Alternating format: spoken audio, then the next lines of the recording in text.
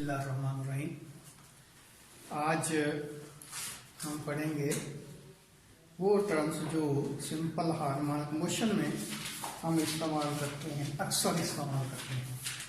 यानी कि हम आज टर्मिनोलॉजी जो है ये इस्तेमाल करते हैं सिंपल हार्मोनिक मोशन में, उनको डिस्कस करेंगे। तो इसमें सबसे पहली जो चीज आती है वह है इंस्टेंटेनियस डिस्प्लेसमेंट।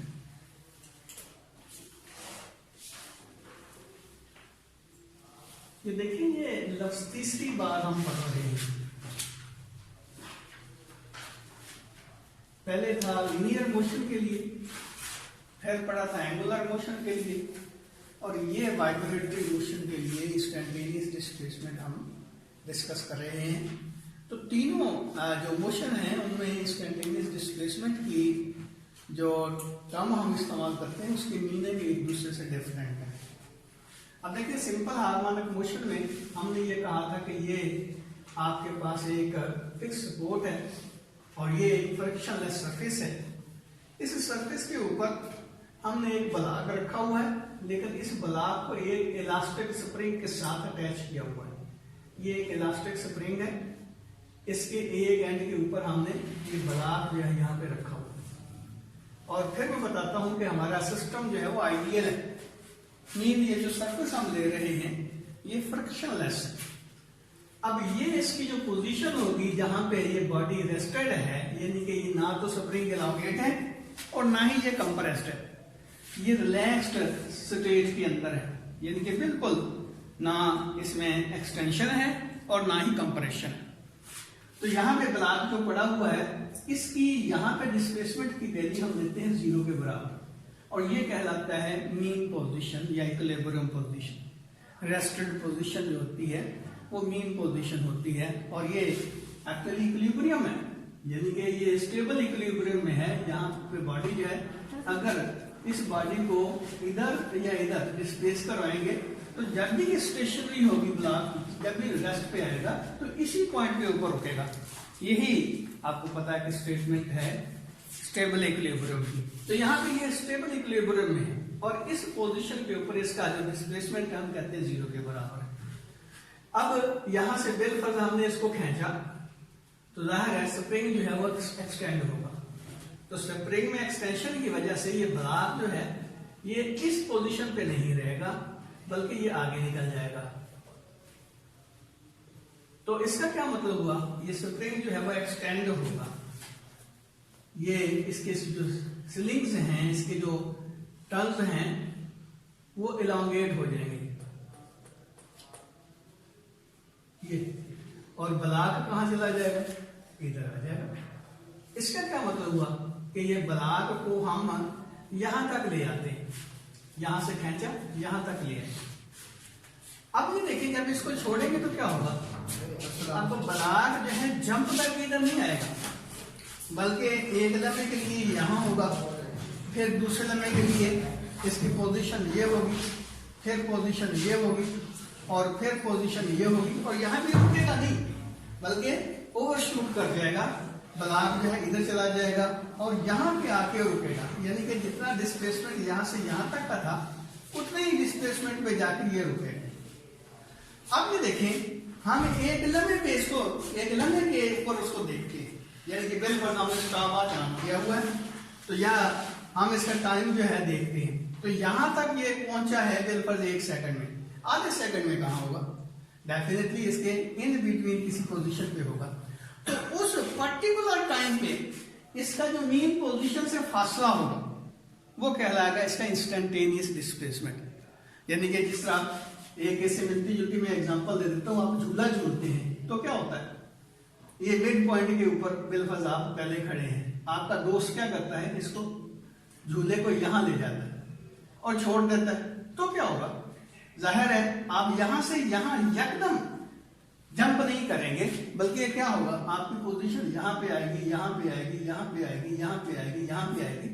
तो किसी भी लम्हे पे अगर आपको ऑब्जर्व किया जाए तो आपकी जो पोजीशन होगी with respect to rested position, equilibrium position, वो आपका इंस्टेंटेनियस डिस्प्लेसमेंट कहलाएगा, उस लम्हे का आपका डिस्प्लेसमेंट। यानी कि इसको सिंपली हम ये कह सकते हैं इंस्टेंटेनियस डिस्प्लेसमेंट को, the separation between the instantaneous position and the equilibrium position. जिस तरह ये इसकी इक्विलिब्रियम पोजीशन है और ये किसी भी लम्हे पे इसकी पोजीशन है, आपकी पोजीशन है, तो यहां से यहां तक का जो डिस्टेंस होगा x, इसकी डायरेक्शन किधर होगी, मीन पोजीशन से इस पोजीशन की तरफ होगी। तो ये जो आपका यानी कि डिस्टेंस होगा और इसकी ये डायरेक्शन होगी, ये कहलाता है इंस्टेंटेनियस डिस्प्लेसमेंट। यानी कि किसी भी ऑब्जेक्ट की जो कि वाइब्रेटरी मोशन में है, उसकी किसी पर्टिकुलर टाइम के ऊपर जो पोजीशन होगी with respect to origin, with respect to mean position, वो इसका डिस्प्लेसमेंट कहलाएगी, इंस्टेंटेनियस डिस्प्लेसमेंट। अब ये देखें, ये झूले की एग्जांपल ले लें या ये जो मास स्प्रिंग सिस्टम हमने कंसीडर किया है इसकी एग्जांपल ले लें। ये ब्लॉक जो है यहां से आगे नहीं जाएगा। इसका क्या मतलब हुआ कि ये इसका मैक्सिमम डिस्प्लेसमेंट होगा। तो एक हुआ इंस्टेंटेनियस डिस्प्लेसमेंट, किसी भी पॉइंट के ऊपर, किसी भी टाइम के ऊपर हम देखते हैं कि उसकी position with respect to equilibrium position क्या है, लेकिन यहां से यहां तक ये जो इसकी पोजीशन है ये मैक्सिमम डिस्प्लेसमेंट को शो करती है। तो ये जो मैक्सिमम डिस्प्लेसमेंट है इसको आमतौर पर हम x0 से शो करते हैं। तो ये मैक्सिमम डिस्प्लेसमेंट जो है ये कहलाता है एम्पलीट्यूड। यहां ये जो x0 है ये कहलाएगा एम्पलीट्यूड।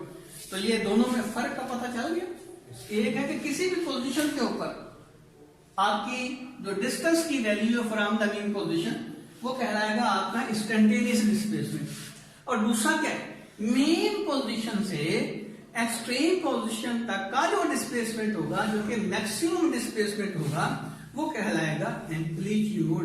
एम्पलीट्यूड अगर हम इसका जो आइडियल सिस्टम लें, मीन जिस तरह यहां हमने कहा था कि इसकी फ्रिक्शन 0 के बराबर है और यहां भी हम कहते हैं कि एयर एग्जिस्ट नहीं करती, तो क्या होगा, इस बॉडी को यदि ये जो झूला है आपका उसको यहां से यहां तक डिस्प्लेस करवा के छोड़ देते हैं, तो ये फॉर एवर इस एम्पलीट्यूड के साथ वाइब्रेट करता रहेगा। यानी कि हम कहेंगे कि इसका एम्पलीट्यूड जो है वो कांस्टेंट रहेगा। डिस्प्लेसमेंट तो टाइम टू टाइम वेरी करेगा ना, यानी कि कभी ये यहां है, कभी ये यहां है, कभी ये यहां है, कभी यहां है, इसी तरह इधर आ रहा है। तो इंस्टेंटेनियस डिस्प्लेसमेंट जो है वो टाइम पे डिपेंड करता है, लेकिन एम्पलीट्यूड जो है वो टाइम से इंडिपेंडेंट होता है, वो मैक्सिमम डिस्प्लेसमेंट है। ये देखें यहां से यहां तक ये मैक्सिमम डिस्प्लेसमेंट जो है ये टाइम पर डिपेंड नहीं करता। यानी कि जब भी ये यहां जाएगा तो ये इसकी जो पोजीशन होगी, इसका जो डिस्टेंस होगा मीन पोजीशन से, वो एक जैसा ही रहेगा। लेकिन कंडीशन याद रखें, ये एक आइडियल कंडीशन है जिसमें रेजिस्टेंस की वैल्यू जो है, ये रेजिस्टेंस की वैल्यू 0 के बराबर है। बिल्कुल इसी तरह यहां देखें कि अगर ये ब्लॉक जो है इसका जो सरफेस है जिसके ऊपर ये स्लाइड कर रहा है, उस ब्लॉक और सरफेस के दरमियान फ्रिक्शन 0 के बराबर है, तो क्या होगा, जब हम इसको इस पोजीशन पे लाके छोड़ेंगे तो ये वाइब्रेट करेगा, लेकिन इसका यहां से लेकर यहां तक का जो डिस्टेंस है वो कांस्टेंट ही रहेगा, उसमें किसी किस्म की चेंज नहीं आएगी। इसका मतलब ये हुआ कि ये वैल्यू जो है इसकी कांस्टेंट रहेगी। ये देखिए, ये मेरे पास जो है बिल्कुल पेंडुलम है, मैं इसको क्या करता हूं, यहां से लेकर छोड़ देता हूं। अब देखिए कभी ये इधर है, कभी उधर है, कभी इधर है, इसका मतलब इसकी इंस्टेंटेनियस पोजीशन जो है वो तो चेंज हो रही है। लेकिन अगर ये आइडियल सिस्टम होता, फ्रिक्शन ना होती, तो मैं यहां से छोड़ता, यहां तक जाता, फिर ये यहां तक आता, यहां तक जाता, तो इसका जो मेन पोजीशन से एक्सट्रीम पोजीशन का जो डिस्टेंस है वो कांस्टेंट रहता है, जिसको हम एम्पलीट्यूड कहते हैं। तो याद रखें, आइडियल केस में जो एम्पलीट्यूड होता है वो टाइम पे डिपेंड नहीं करता, लेकिन रियल केस में क्या होता है कि जैसे जैसे टाइम गुजरता जाता है एम्पलीट्यूड की वैल्यू कम होती जाती है। ऐसे नहीं होता, जब आप झूला झूलते हैं तो क्या होता है, पहले झूले में आपका डिस्टेंस जो है फ्रॉम द मीन पोजीशन ज्यादा होता है, दूसरे में उससे कम, तीसरे में उससे कम, चौथे में उससे कम। एक्चुअली ये डैम्पिंग फैक्टर होते हैं, ये इंशाल्लाह इसी चैप्टर में डिस्कस करेंगे, जिसकी वजह से एम्पलीट्यूड जो है वो कांस्टेंट रह जाता है। लेकिन सिंपल हार्मोनिक मोशन में कंडीशन यही होती है कि हम आइडियल कंडीशन लेते हैं कि यहाँ किसी किस्म के रेजिस्टेंस एग्जिस्ट नहीं करती। एम्पलीट्यूड और डिस्प्लेसमेंट के फर्क का पता चल गया।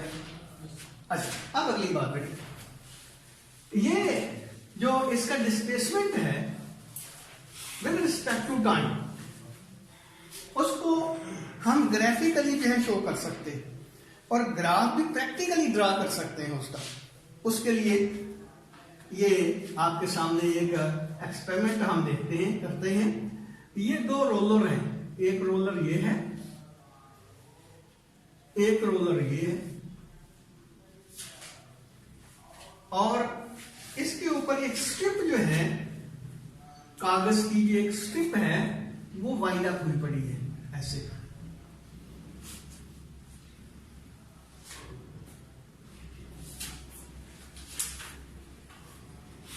और ये जो स्ट्रिप है, इसके ऊपर ग्राफ बना हुआ है। कभी वो ईसीजी देखा होगा आप लोगों ने, ईसीजी की जो स्ट्रिप होती है उसके ऊपर क्या बना होता है, ग्राफ बना होता है। अब ये उसी तरह की स्ट्रिप कह रहे हैं। हमने क्या किया, यहां एक स्टैंड लिया और स्टैंड के साथ ये बांध दिया एक स्प्रिंग, ये एक इलास्टिक स्प्रिंग ले लिया, और स्प्रिंग के नीचे यहां एक पेन जो है या मार्कर जो है उसको अटैच कर दिया है, और यहां पे एक हुक लगा के इसके साथ जो है वो एक लोड जो है हमने अटैच कर दिया।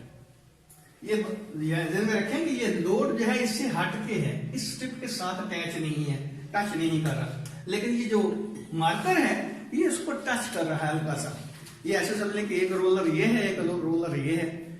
अब यहां पे इसके सामने जो है यहां स्प्रिंग है, उसको सपोर्ट से सस्पेंड किया हुआ है, नीचे लोड है। हम क्या करते हैं, लोड को थोड़ा सा अपलिफ्ट करवा देते हैं, अपलिफ्ट करवा के छोड़ देते हैं। और साथ ही ये ध्यान में रखें कि ये जो रोलर है ये स्टेशनरी नहीं है, बल्कि घूम रहे हैं। नतीजा क्या निकलेगा कि ये जो स्ट्रिप है बिलफज़ इस डायरेक्शन में जो है वो मूव कर रही है, इसके ऊपर वाइंड अप हो रही है और यहां से ये खुल रही है, इस तरह ऐसे मूव कर रही है। और हम कहते हैं कि इसकी जो वेलोसिटी है, लीनियर वेलोसिटी जो है, जिस वेलोसिटी से ये मूव कर रही है स्ट्रिप जो है वो कांस्टेंट। अब ये देखें हमने क्या किया, इसको अपलिफ्ट करवा के छोड़ दिया। जब छोड़ेंगे तो क्या होगा, ये देखिए इसके ऊपर जो बनेगी लाइन बनेगी इसकी, वो कुछ इस तरह की होगी। ये इसकी मीन पोजीशन है, और ये जो मार्कर है इसके ऊपर जो ग्राफ ड्रा करेगा या कर्व ड्रा करेगा वो किस तरह का होगा, ऐसे।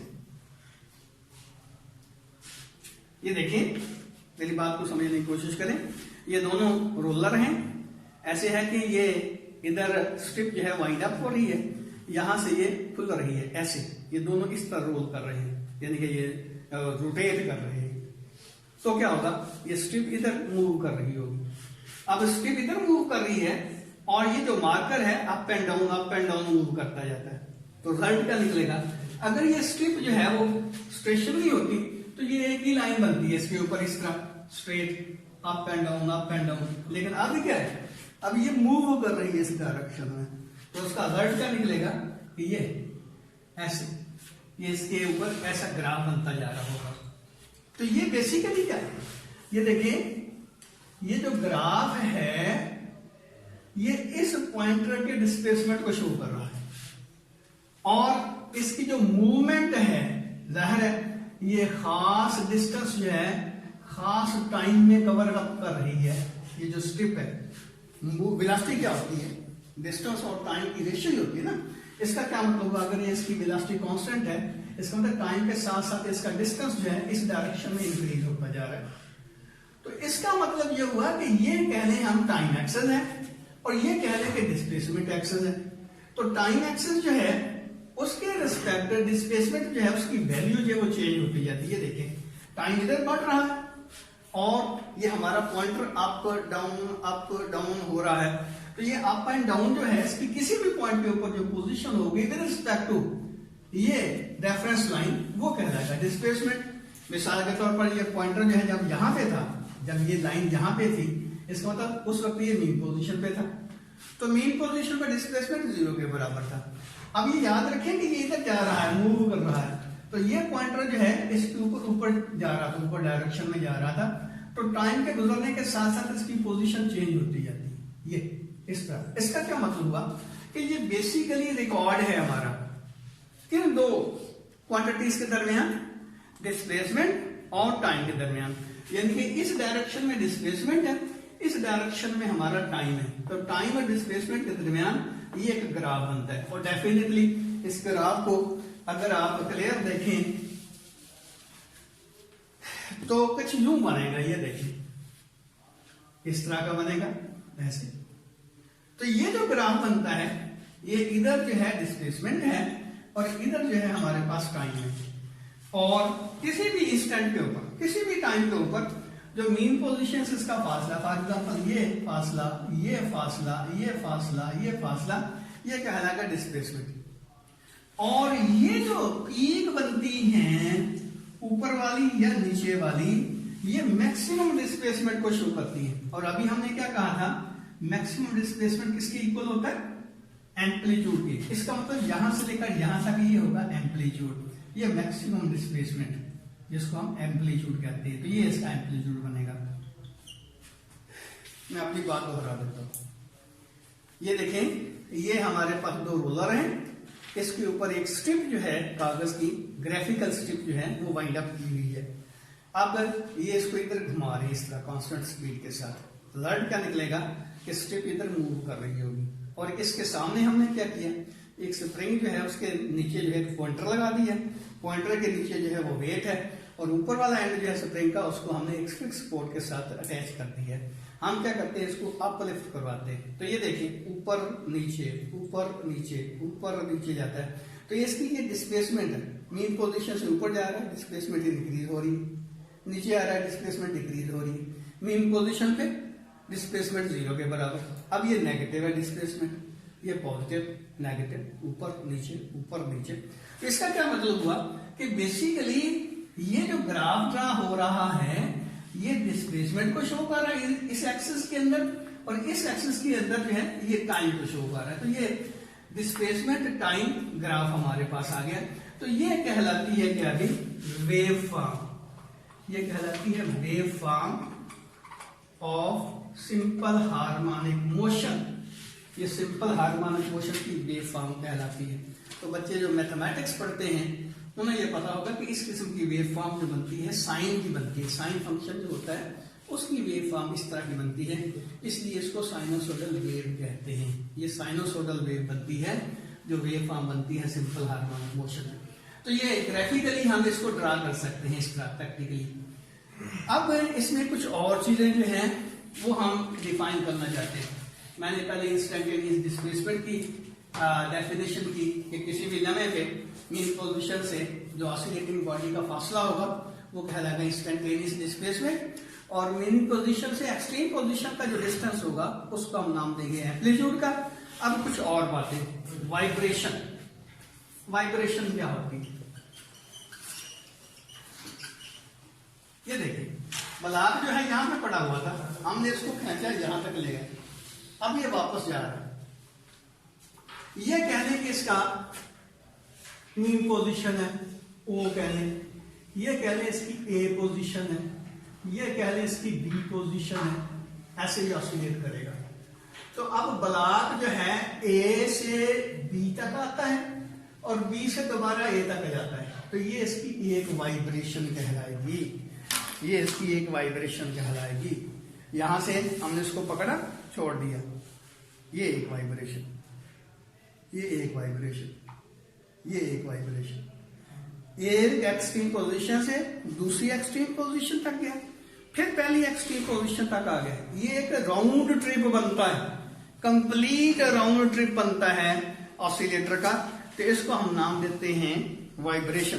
अ complete round trip of an oscillating body is called one vibration.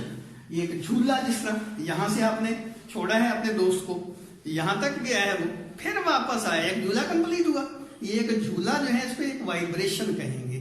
तो एक एंड से दूसरे एंड तक गया आपका ऑसिलेटर और दोबारा पहले एंड पे आ गया, तो ये क्या कहलाएगा, एक वाइब्रेशन कहलाएगा। A complete round trip of an oscillating body is called the one vibration. अब वाइब्रेशन के बाद जो तीसरी टर्म, ये पहली तो ये होगी ना इंस्टेंटेनियस डिस्प्लेसमेंट, दूसरा हो गया एम्पलीट्यूड, तीसरी होगी वाइब्रेशन, चौथा हम ले लेते हैं time period. Time period T से हम आमतौर पर इसको शो करते हैं। Time required to complete one vibration is called time period. क्या हुआ, हमने क्या किया, ये ब्लॉक जो है यहां तक ले गए, यहां से छोड़ दिए, ये ब्लॉक यहां गया, वापस यहां आया, लेकिन जब यहां से इसको छोड़ा था उस वक्त हमने स्टॉप वॉच ऑन कर दी थी, तो यहां से यहां तक गया, वापस जब आया स्टॉप वॉच आपने ऑफ कर दी है। ये जो ड्यूरेशन स्टॉप वॉच ने काउंट किया है ये कहलाएगा 1 time period, time required to complete 1 vibration. यहां से इसको हमने छोड़ा और साथ ही स्टॉप वॉच जो ऑन कर दी, ये यहां गया वापस आया, इसने जितना टाइम लिया है ये इसका क्या कहलाएगा 1 time period. Time required to complete 1 vibration is called 1 time period. अब टाइम पीरियड के यूनिट क्या होंगे? सिंपल बात, सेकेंड होंगे। टाइम पीरियड के यूनिट क्या होंगे? सेकेंड होंगे। अब टाइम पीरियड के बाद जो अगली चीज हम डिफाइन करेंगे वो है फ्रीक्वेंसी।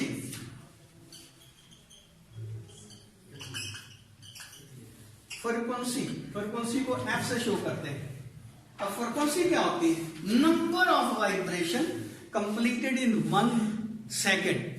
एक सेकेंड के अंदर जितना एक वाइब्रेटरी बॉडी जो है वो वाइब्रेशन कंप्लीट करता है। फॉर एग्जांपल हमने क्या किया, यहां से उसको छोड़ा, वापस गए इधर, फिर वापस आया, फिर इधर आया, इसको 1 सेकंड लगा, यानी कि 1 सेकंड में इसने 2 वाइब्रेशन कंप्लीट कर लिए। तो इसकी फ्रीक्वेंसी क्या होगी? 2 हर्ट्ज, 2 वाइब्रेशन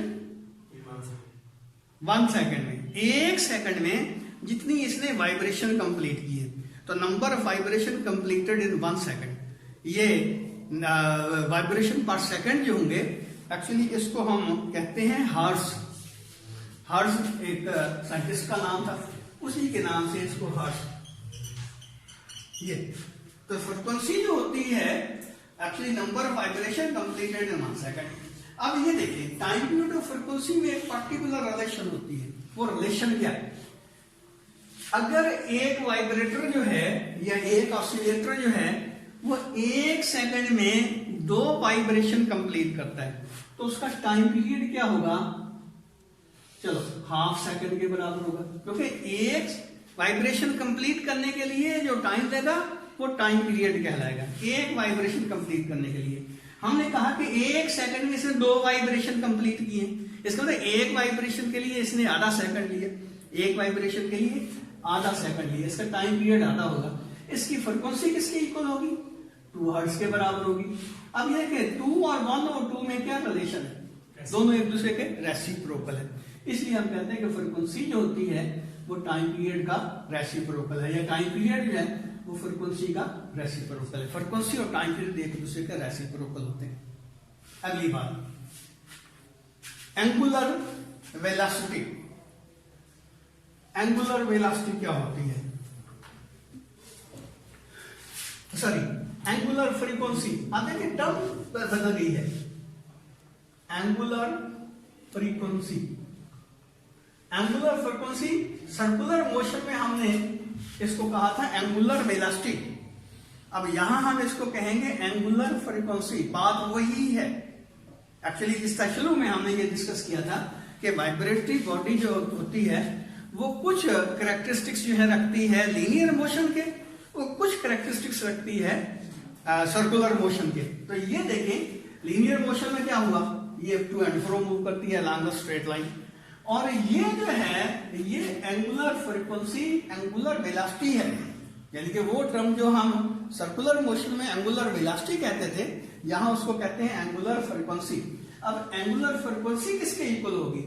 आपको पता है कि जब हम सर्कुलर मोशन में कहते थे कि यहां से बॉडी ने चलना शुरू किया और वापस यहां तक पहुंची है, तो ये इसने एक रोटेशन कंप्लीट की है।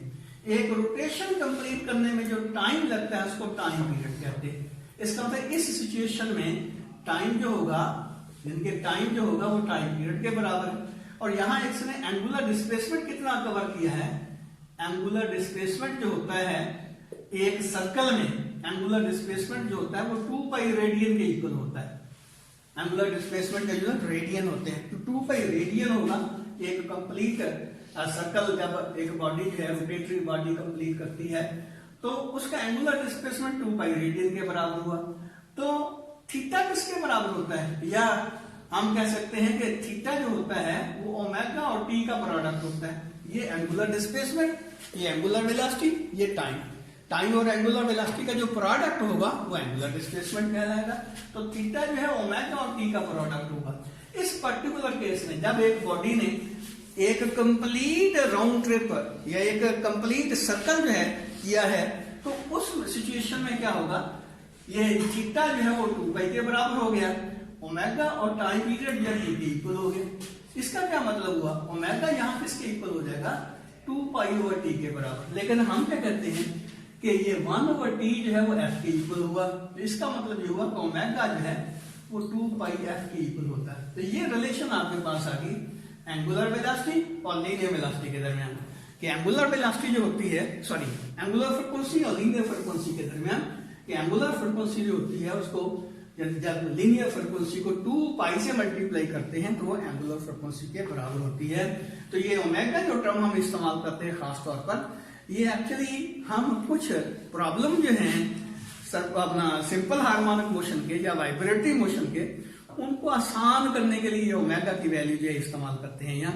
तो आगे हम सर्कुलर मोशन और सिंपल हार्मोनिक मोशन को कोरिलेट करेंगे, तो ये ओमेगा हो सकता है हमारे काम आएगा।